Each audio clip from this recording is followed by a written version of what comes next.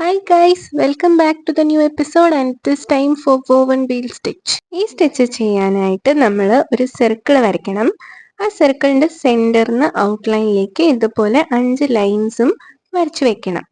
Next സ്റ്റെപ്പിൽ circle skip ചെയ്യുക, ലൈൻസിന് മാത്രം സ്റ്റിച്ച് ഇട്ട് കൊടുക്കുക. ഇവിടെ നമ്മൾ ശ്രദ്ധിക്കേണ്ട കാര്യം എന്താണെന്ന് വെച്ചാൽ നമ്മൾ വരയ്ക്കുന്ന സർക്കിളിന്റെ സൈസും ഉള്ളിൽ വരയ്ക്കുന്ന നമ്പർ ഓഫ് ലൈൻസും ഡിപ്പെൻഡഡ് ആണ്.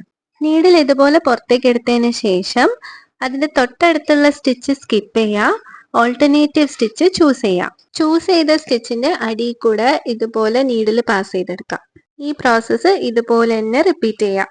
You will be getting A beautiful rose like design. വേറൊരു ഇമ്പോർട്ടൻറ്റ് കാര്യം എന്താന്ന് വെച്ചാൽ സർക്കിളിന്റെ സൈസ് കൂടുന്നതിനനുസരിച്ച് വേണമെങ്കിൽ നമുക്ക് നമ്പർ ഓഫ് ലൈൻസും കൂട്ടാം. പക്ഷേ ഒരു കാര്യം നോട്ട് ചെയ്യുക, നമ്പർ ഓഫ് ലൈൻസ് എപ്പോഴും ഓഡ് നമ്പേഴ്സ് ആയിരിക്കും. സ്റ്റാർട്ടിങ് ഫ്രം 3, 3, 5, 7 അങ്ങനെ ഒറ്റ സംഖ്യകളാണ് നമ്പർ ഓഫ് ലൈൻസ് എപ്പോഴും ഉണ്ടാവേണ്ടത്.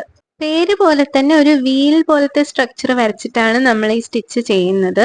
പക്ഷെ ഇത് ചെയ്ത് കഴിഞ്ഞാൽ ഒരു റോസ് ലൈക്ക് ഡിസൈൻ ആണ് നമുക്ക് കിട്ടുക.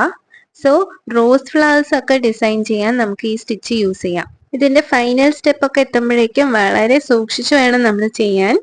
ഈ ത്രെഡും നീഡിലും ഒന്നും അങ്ങോട്ടും ഇങ്ങോട്ടും കുടുങ്ങി പോകാനൊന്നും പാടില്ല. ഫൈനൽ സ്റ്റെപ്പിൽ നീഡിൽ ക്ലോത്തിന്റെ ഉള്ളിൽ കൂടെ ഇങ്ങനെ പാസ് ചെയ്ത് കൊടുക്കണം. സോ നമ്മൾ ഈ കണ്ടുകൊണ്ടിരിക്കുന്നതാണ് ഫൈനൽ ലുക്ക്. നമുക്കിതൊന്ന് ഡിസൈനിൽ ഇംപ്ലിമെന്റ് ചെയ്ത് നോക്കാം.